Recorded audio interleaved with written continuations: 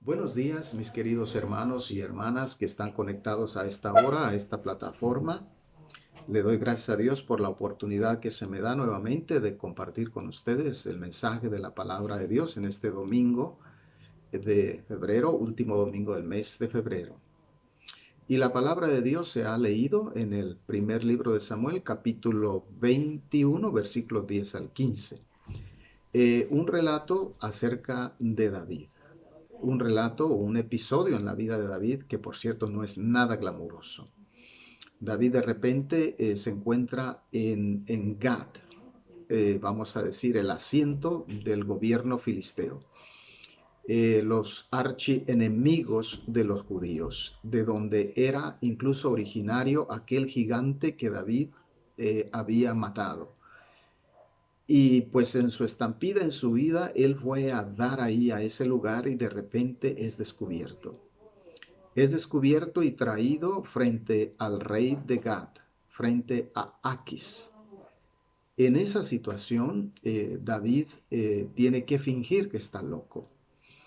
Y dice el relato que empezó a echar espumarajos por la boca y que la espuma le escurría por su barba y empezó a escribir garabatos en las puertas y en las paredes y a emitir sonidos que no se podían entender. Cuando es traído al rey Aquis, este realmente se sorprende y dice, ¿acaso no es este el rey? ¿No es aquel que lo victoriaban las multitudes en las calles y danzaban delante de él, gritando, diciendo, Saúl mató a sus miles, pero David mató a sus 10,000? Está loco este hombre. Tengo suficientes locos ya en mi corte y no necesito uno más, así que por favor llévenselo. No lo quiero aquí. Bueno, a este episodio en la vida de David, humillante, en el que pues había perdido todos sus conectes, había perdido todos sus contactos de valor y que ahora se encuentra en huida para salvar su vida. El pastor Swindoll, en su texto biográfico sobre la vida del rey David, le llama la remoción de las muletas o sin muletas. ¿A qué se refiere él con esto? Bueno, debemos decir que David era un personaje anónimo. Vamos a ver que incluso dentro de su familia, David era tenido en poca estima. Usted recuerda que cuando el Señor mandó a Samuel a buscar un nuevo rey para Israel, una vez que Saúl había sido desaprobado por ser rebelde, por ser desobediente, lo mandó a la casa de Isaí en la ciudad de Belén. Y pues le explicó a Isaí y a los ancianos del pueblo el propósito de su misión. Dijo que él iba a ofrecer un sacrificio, los invitó, ¿verdad?, al sacrificio. Después entró en la casa de Isaí y le pidió que le presentara a sus hijos. Bueno,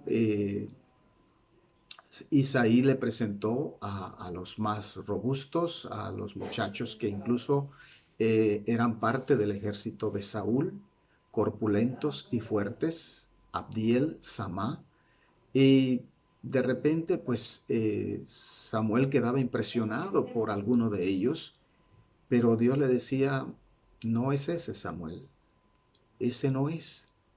Porque, sabes, yo no juzgo conforme a las apariencias. Yo no me dejo guiar por lo físico, por lo externo. Yo miro el corazón.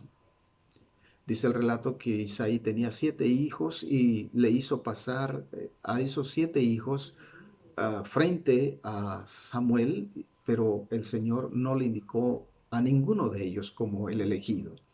Así que al final Samuel le pregunta a Isaí, ¿tienes algún otro hijo?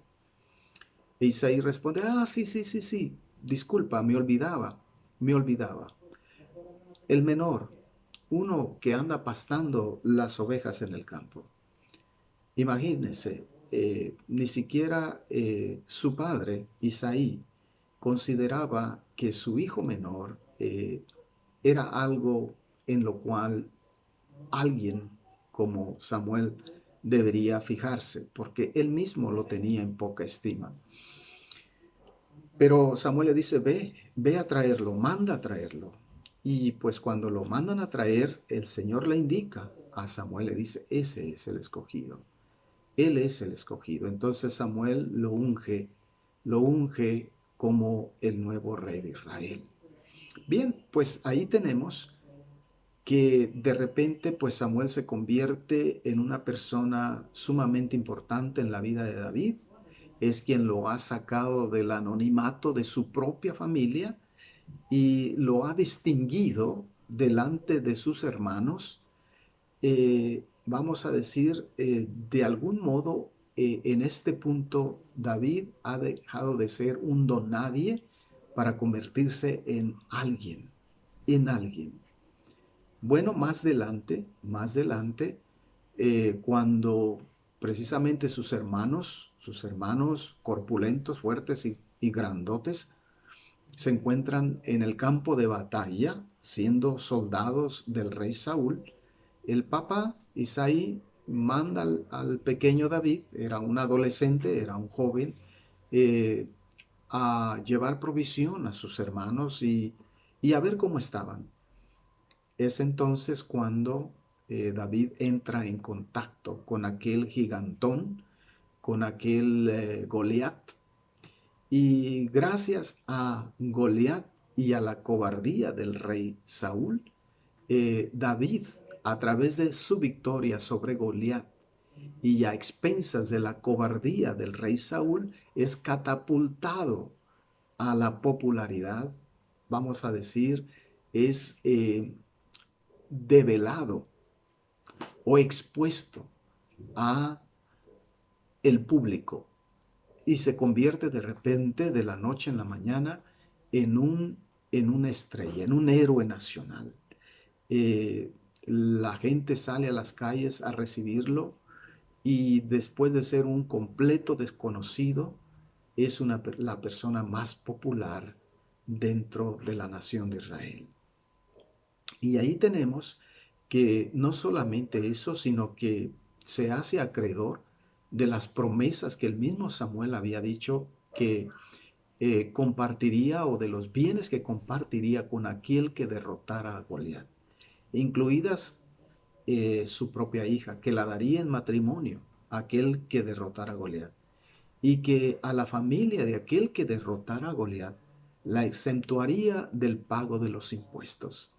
Entonces ya tenemos ahí que David no solamente goza de la admiración y de la popularidad nacional, sino que también ahora eh, quedará emparentado con la realeza. Es decir, será parte, por decirlo así, en términos de hoy, miembro de la corte real. Y Saúl tenía un hijo, eh, Jonathan, y Jonathan o Jonatán se convierte en el fan número uno de David. Lo admira muchísimo, le tiene bastante afecto y le hace algunos regalos especiales, le regala una túnica, le regala una espada y se comprometen en una amistad a prueba de todo. Pactan una amistad que debe durar, dicen ellos, por la eternidad. Bueno, los generales también, por otra parte, los generales del rey Saúl, el ejército, tienen gran respeto y admiración por este joven líder, por este joven héroe, y tienen muchísimo respeto por él. En adelante, él vendrá a ser parte del ejército, comandará algunos pelotones de soldados y ganará victoria sobre los enemigos de Israel, particularmente los filisteos. Y esto lo volverá cada vez más popular, una persona más destacada, admirada y respetada por la élite militar del rey Saúl. Y por otro lado, por si fuera poco, David se convierte en el músico personal del rey Saúl. Recuerden que Saúl está muy perturbado. Su rebeldía contra el Señor le ha merecido un castigo. Hay un espíritu de depresión que el relato lo describe como un espíritu malo de parte de Dios. Cuando él se rebeló contra Dios, Dios retiró su espíritu de él y en cambio vino un espíritu malo que le atormentaba. Y en esa condición entraba en un estado de depresión, de delirio, de esquizofrenia, eh, y solo David podía calmarlo. Uno de los talentos, de los dones de David era la música. Era un músico y poeta experto. Y él tuvo ese privilegio de estar delante de la presencia del mismo rey Saúl para calmar sus ánimos, traerle sosiego y paz. Pero a medida que fue creciendo la popularidad de David y su fama se fue incrementando, claro, Saúl se sintió mucho más amenazado y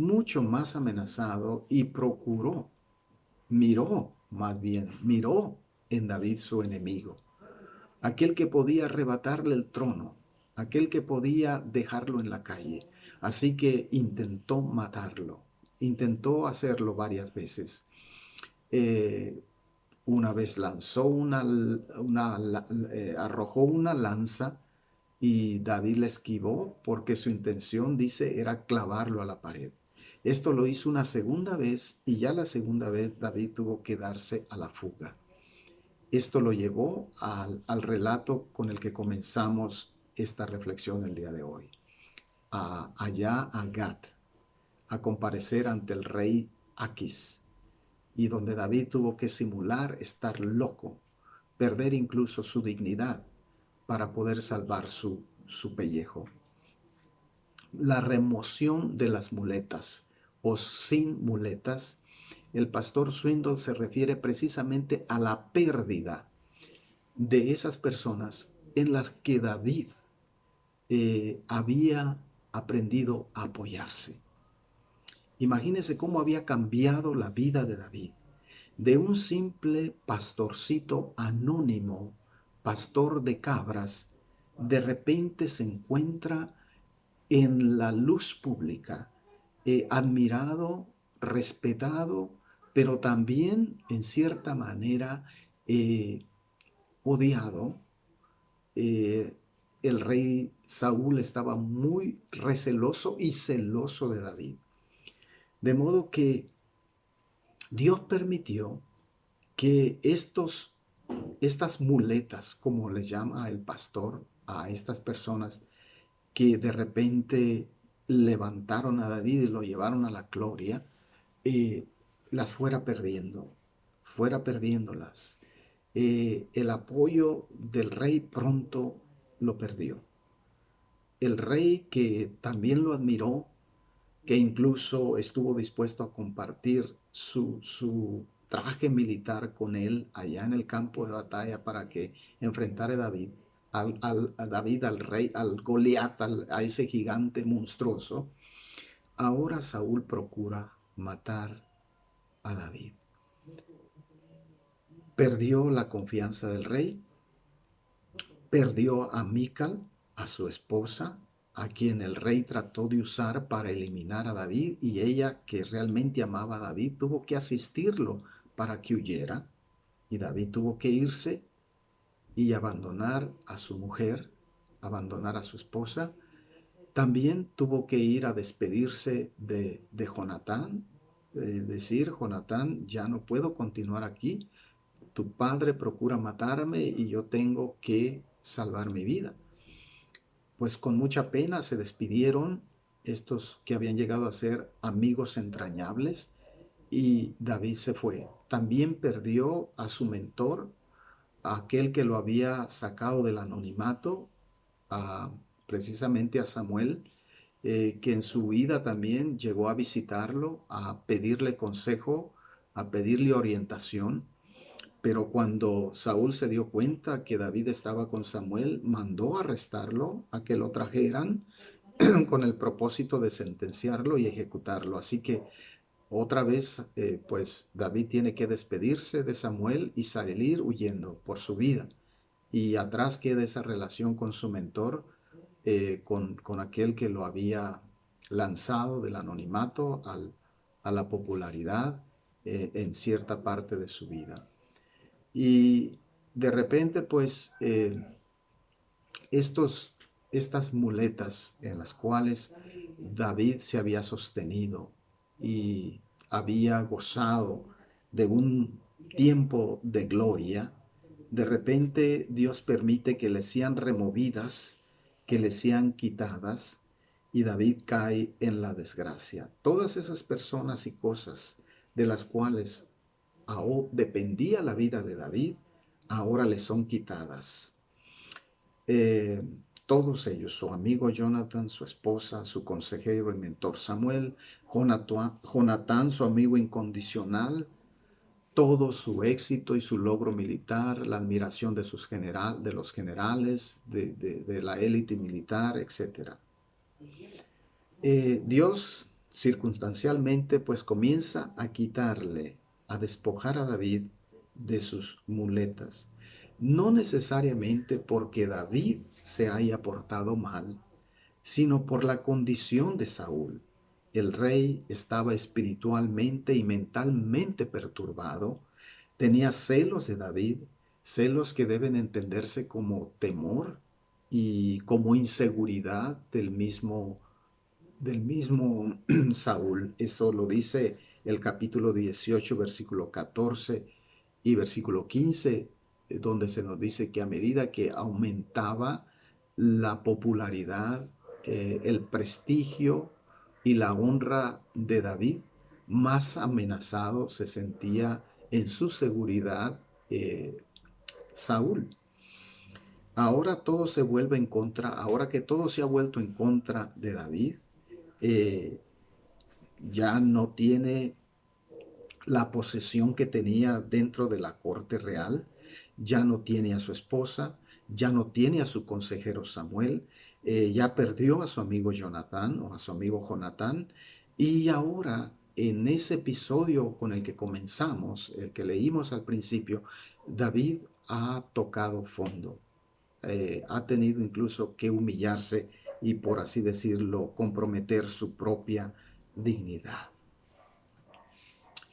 ¿Por qué escogí compartir este relato o este pasaje en la vida del rey David en esta ocasión con ustedes? Bueno, por dos razones. Una, porque estamos comenzando un año nuevo, el año 2022, y cuando comienza un año, las personas nos hacemos propósitos, eh, queremos lograr algunas metas a la vez que queremos romper con algunos hábitos, con algunas dependencias y avanzar en nuestra vida. Y yo pensé en segundo lugar que al compartir esta experiencia de David, eh, de repente encontramos puntos, vamos a decir, comunes a la experiencia de David. Y quiero explicarles por qué. Compartimos la experiencia de David en nuestra vida cuando nos volvemos dependientes del apoyo de otros o de cosas. Cuando los convertimos, ya sea a las personas o a las cosas, en muletas, que sin ellos no avanzaríamos, o que si se van o los perdemos, caeremos, fracasaremos. David antes no dependía realmente de nadie, solo dependía de Dios. Él y sus ovejas, su lira o su arpa, su cayado y su bastón en el campo, él era feliz. Él vivía una vida sencilla y simple. Sin embargo, cuando fue llamado a servir a Saúl y cuando el éxito comenzó a abrumarlo, como que David empezó a apartarse de Dios, a olvidarse de Dios y a depender cada vez más y más de estas cosas. Empezó a depender cada vez más y más de estas personas que de repente vinieron a su vida. Vamos a decir como que David comenzó a perder su perspectiva. Igual sucede con nosotros. Muchas veces eh, dependemos, aprendemos a depender de otras personas. Pues como hijos, ah, obviamente tenemos que depender cuando somos pequeños de nuestros padres. Es natural.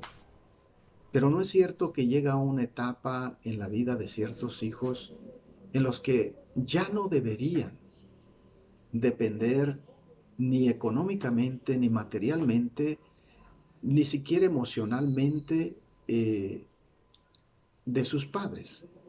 Es decir, deberían emprender sus propias vidas. Sin embargo, a veces se sienten torpes fuera de la tutela de sus padres, como que si les quitan a sus padres, eh, caen, caen, no han aprendido a caminar solos. En el proceso, por otra parte, en el proceso de nuestra educación, llegamos a apoyarnos en nuestros maestros, llegamos a apoyarnos incluso en nuestros compañeros de clase, de repente hacemos alianzas, hacemos amistades y llegamos a mantener esas amistades y esas dependencias por mucho tiempo y cuando ya pues nos graduamos y emprendemos nuestra vida, a veces nos volvemos muy dependientes de nuestros compañeros de trabajo o de nuestra propia carrera.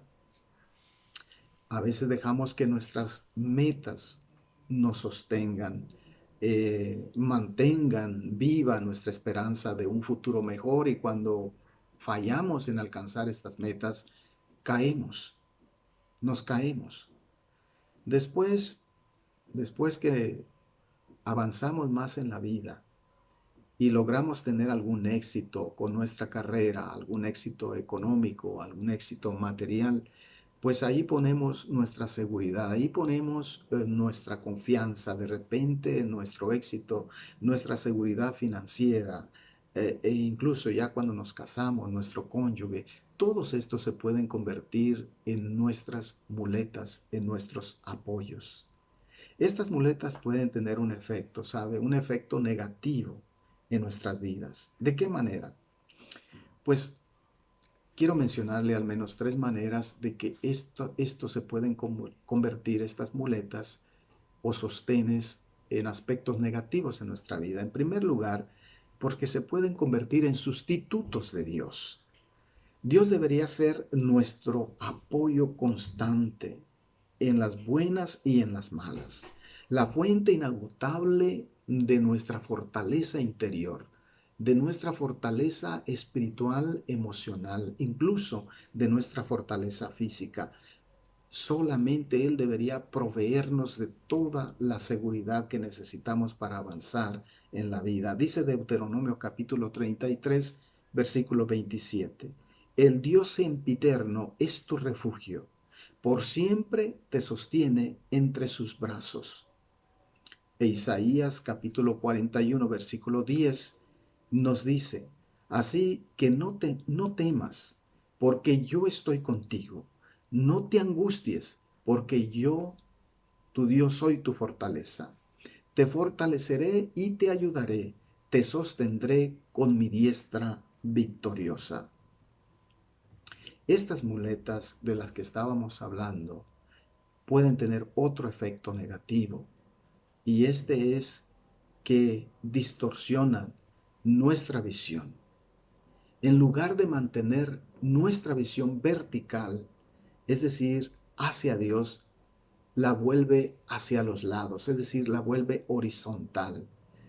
Siempre mirando de reojo a esa otra persona, a esa otra cosa, esas expectativas, y esto nos distrae y paraliza nuestro caminar en fe. Las muletas también se pueden convertir en un problema porque solamente proveen, vamos a decir, un alivio temporal. Las muletas son solamente para ayudarnos a recuperarnos. No deben estar allí para siempre. De otra manera nos vuelven inútiles. Nuestros miembros atrofiados, que en un momento necesitaron de las muletas, si los hacemos depender siempre de ellas, pues van a terminar completamente atrofiados. Millones de personas alrededor del mundo toman millones de pastillas también, sedantes temporales para el dolor, para poder hacer frente a las tormentas de la vida. Dios no es un remedio temporal.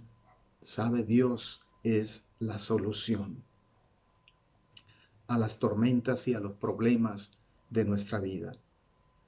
Quizá usted que me escucha ahora se encuentre en el proceso en el que algunas de sus muletas están siendo removidas de su vida. Quizás la ruptura del romance de su vida.